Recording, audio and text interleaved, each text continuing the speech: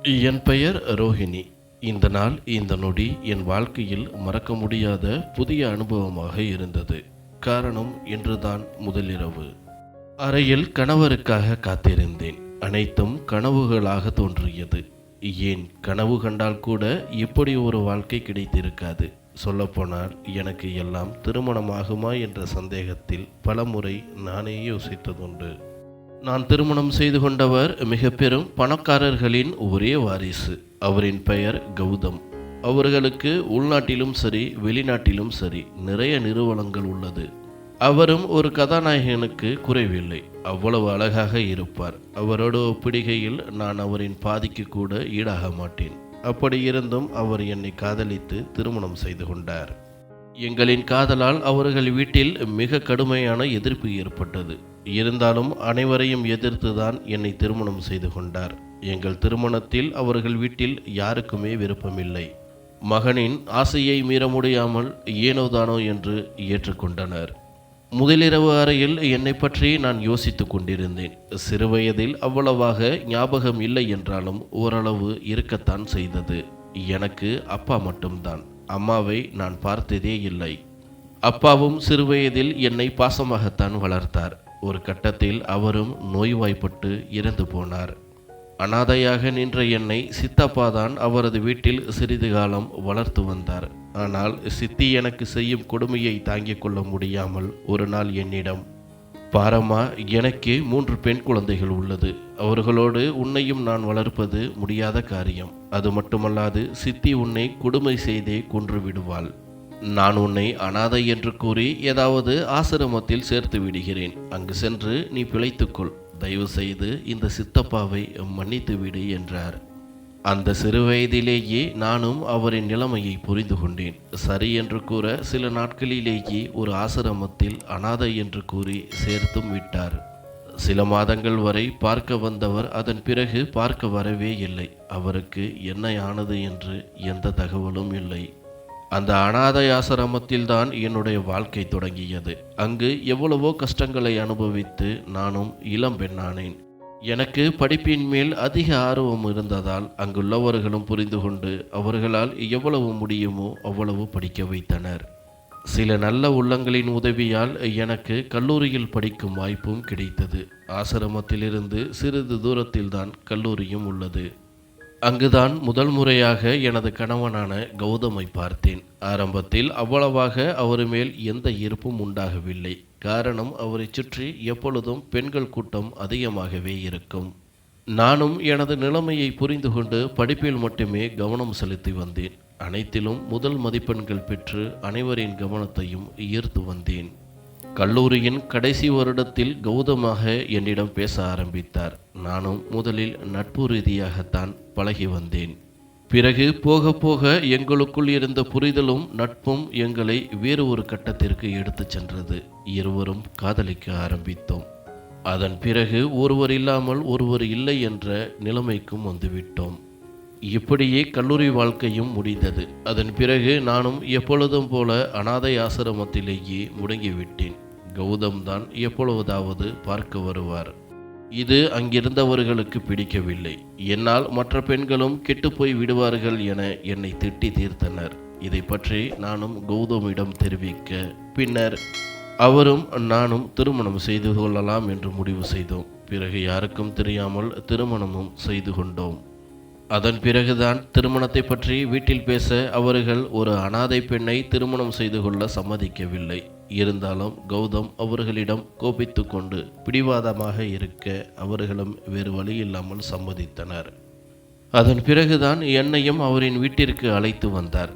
அது வீடு என்று சொல்வதை விட பங்களா என்றுதான் சொல்ல வேண்டும். அவ்வளவு பிரம்மாண்டமாக இருந்தது. எந்த வேலை செய்வதாக இருந்தாலும் தனித்தனியாக வேலையாட்கள் இருந்தனர். அந்த வீட்டில் நான் இருப்பது யாருக்குமே பிடிக்கவில்லை. இருந்தாலும் மகனுக்காக மாமனாரும் மாமியாரும் பொறுத்து கொண்டனர். என்னிடமும் எதுவுமே பேசவில்லை. இவை அனைத்தையும் ஒரு கனவு போல யோசித்து கொண்டிருந்தேன். சில நிமிடங்களில் கௌதமும் அறைக்குள் வந்தார். பின்பு எனக்காக விலை உயர்ந்த ஒரு பரிசு பொருளையும் கொடுத்தார். அதன் பிறகு நானும் அவரும் வெகு நேரமாக பேசிக்கொண்டிருந்தோம். பிறகு படிப்படியாக இன்ப மழை பெய்ய தொடங்கியது.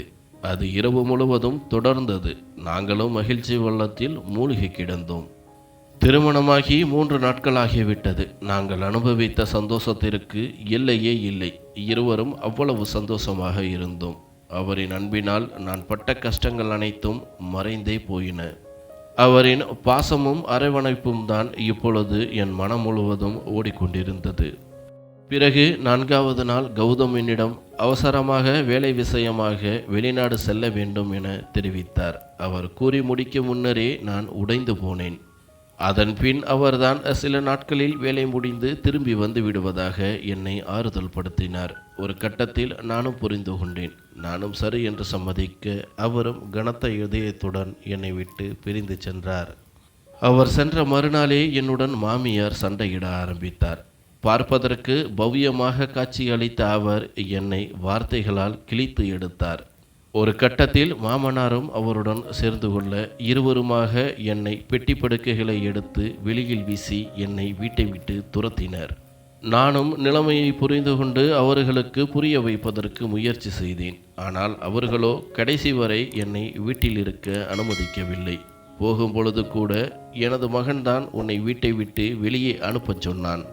பணக்காரர்களுக்கு இதெல்லாம் சகஜம்தான். உன்னை போல 1000 பெண்களை என் மகன் பார்த்து விட்டான் என்று கூறினர். அவர்கள் கூறியதை நான் நம்பவில்லை. இருந்தாலும் அவர்கள் சொன்ன விதம் என்னை யோசிக்க வைத்தது. என்ன செய்வதென்று புரியாமல் எனக்கு தேவையான பொருட்களை மட்டும் எடுத்துக்கொண்டு வெளியில் வந்தேன். எப்படியும் கௌதம் என்னை தேடி வருவார், பிறகு அவர் பார்த்து கொள்வார் என்ற நம்பிக்கையில் இருந்தேன். வெகு நேரமாக அழுது கொண்டே எங்கே செல்வது என்று புரியாமல் வீதியில் இறங்கி நடக்க ஆரம்பித்தேன். அனைத்தையும் யோசித்தபடி எவ்வளவு நேரம் நடந்தேன் என்பதே தெரியவில்லை.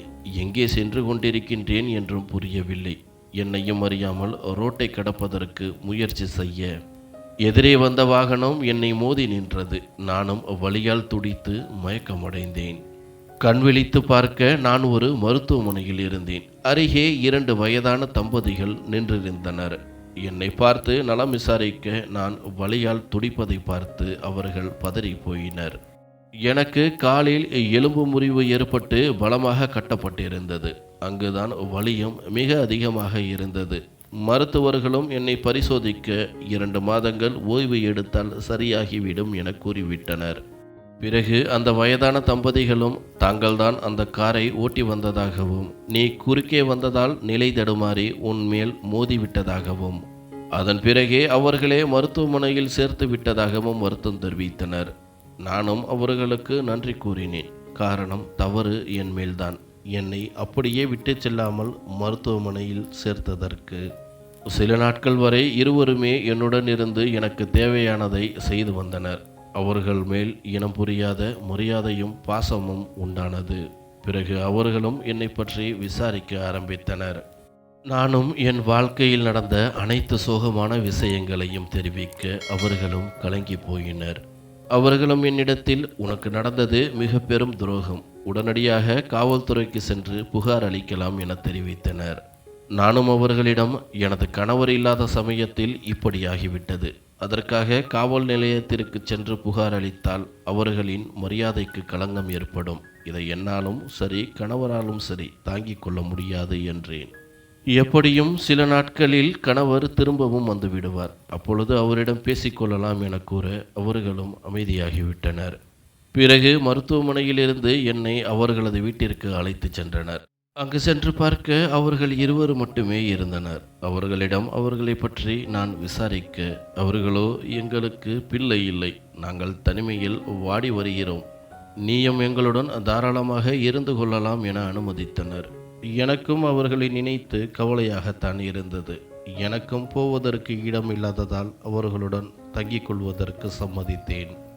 சில நாட்கள் கழித்து பெரியவர் நான் குறிப்பிட்ட கணவரின் விலாசத்திற்கு சென்று பார்க்க அங்கே கணவரின் பெயரை குறிப்பிட்டு வேறு ஒரு பெண்ணுடன் நிச்சயதார்த்தம் நடைபெறுவதற்கான விழா நடந்து கொண்டிருந்தது. அதை பார்த்து அதிர்ச்சி அடைந்த பெரியவரும் என்னிடம் வந்து தெரிவிக்க நானும் அதிர்ந்து போனேன். இப்பொழுதுதான் மாமியார் சொன்னது ஞாபகத்திற்கு வந்தது. ஒருவேளை கணவரின் துணையோடு தான் என்னை வீட்டை விட்டு வெளியேற்றி விட்டார்களோ என நினைக்க ஆரம்பித்தேன். வெகு நேரமாக அழுது கொண்டிருந்த என்னை பெரியவர்கள்தான் சமாதானம் செய்து வைத்தனர். அப்பொழுதும் கூட காவல் நிலையத்தில் புகார் அளிக்கலாம் என்றுதான் கூறினர். ஆனால் எனக்கு அதில் இஷ்டமில்லை. கணவரின் மனதில் நான் இல்லை என்று தெரிந்தும் அதன் பிறகு புகார் அளித்து என்ன செய்யப் போகின்றோம் என அமைதியாக இருந்து விட்டேன். வெகு நாட்களாக கண்ணீரோடு அழுது கொண்டிருந்தேன். எனது நிலைமையை பார்த்து பெரியவர்கள்தான் எனக்கு உறுதுணையாக இருந்தனர். பிறகு அவர்களும், எங்களுக்கு என்று யாரும் இல்லை, நீயும் அனாதையாக நிற்கின்றாய், கடவுளாக பார்த்து எங்களிடம் உன்னை அனுப்பி வைத்துள்ளார், நீயும் எங்களுடனேயே இருந்துவிடு என வற்புறுத்தினர். நானும் யோசிக்க அவர்களின் அன்பினால் கட்டுப்பட்டு அவர்களின் பேச்சுக்கு அடிபணிந்தேன். நானும் அவர்களுக்கு தேவையான உதவிகளை செய்து அவர்களுடனேயே இருக்க ஆரம்பித்தேன்.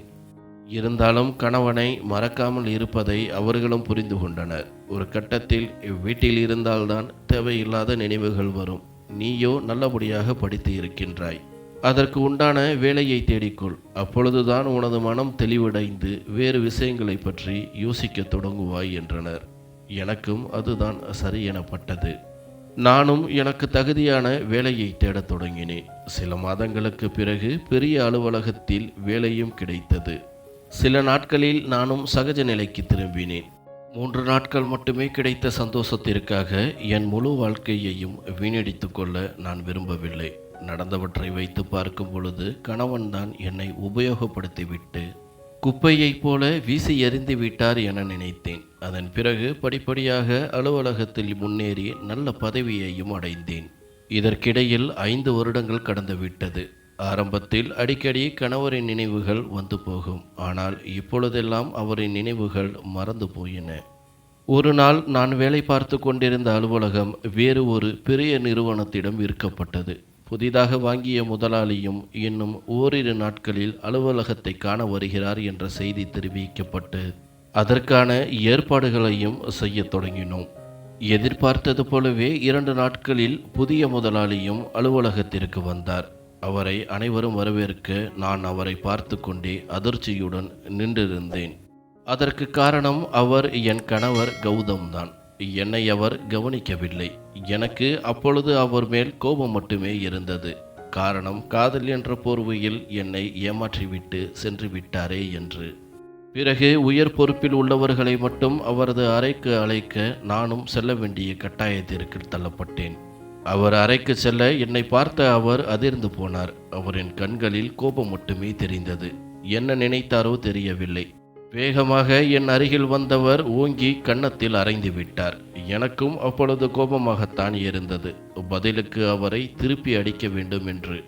ஆனால் அப்பொழுது இருந்த மனநிலையில் ஒன்றும் பேச முடியவில்லை. நானும் அழுது கொண்டே அலுவலகத்தை விட்டு வீட்டிற்கு வந்து விட்டேன். வீட்டிற்கு வந்து பெரியவர்களிடம் நடந்தவற்றை கூற அவர்களும் ஆறுதல் படுத்தி இனிமேல் அந்த அலுவலகத்திற்கு செல்ல வேண்டாம் என அறிவுறுத்தினர்.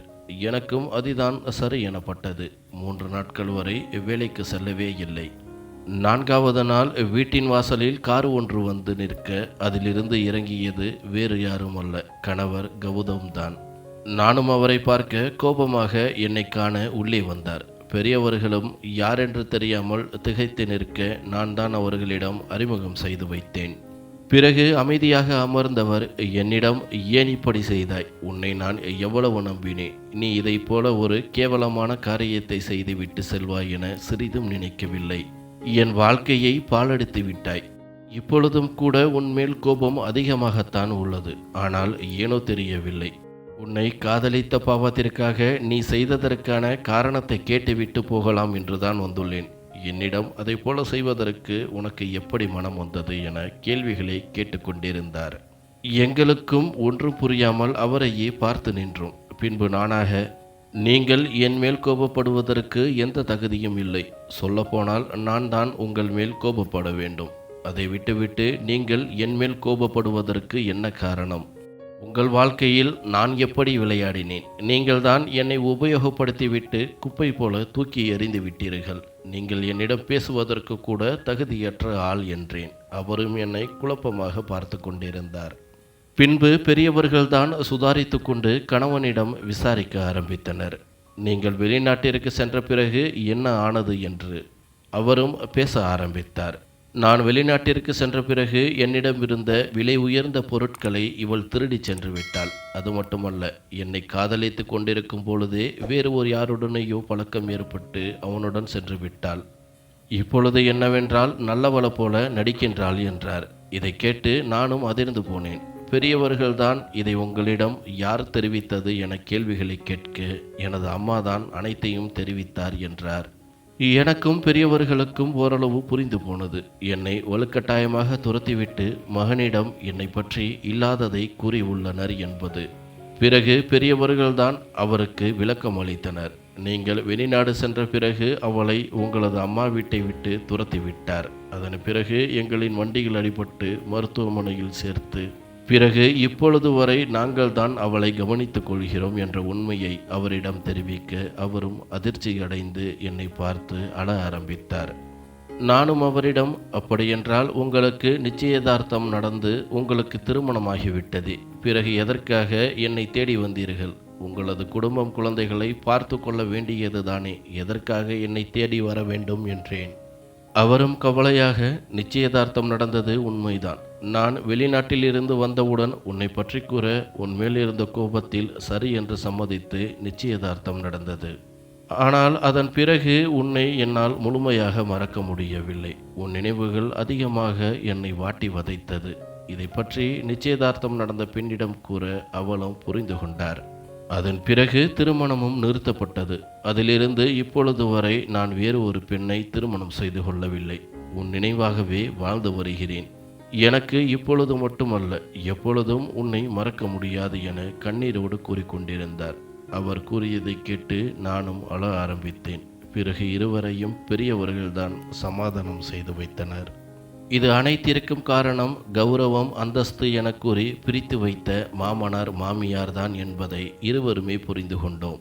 பிறகு சிறிது நேரத்தில் என்னை கணவர் அவரின் வீட்டிற்கு அழைத்துச் சென்றார். என்னை பார்த்ததும் மாமனார் மாமியார் இருவருமே அதிர்ச்சி அடைந்தனர். பிறகு என்னை பற்றி விசாரிக்க இருவருமே உண்மையை ஒப்புக்கொண்டனர்.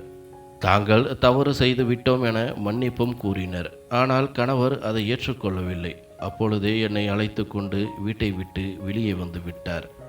அதன் பிறகு பெரியவர்கள் வீட்டில்தான் வசிக்க ஆரம்பித்தோம். பெரியவர்களும் என்னை சொந்த மகளாகவும் அவரை சொந்த மருமகனாகவும் பார்த்து கொண்டனர். அதன் பிறகு மாமனாரும் மாமியாரும் பலமுறை என்னை தேடி வந்து என்னிடம் மன்னிப்பு கேட்டுக்கொண்டனர். ஒரு கட்டத்தில் அவர்களையும் நான் புரிந்து கொண்டேன். நானும் மன்னிக்க கணவரிடமும் புரிய வைத்து அவரையும் மன்னிக்க வைத்தேன். இப்பொழுது ஒற்றுமையாக அனைவரும் மிகவும் சந்தோஷமாக வாழ்ந்து வருகிறோம். நன்றி.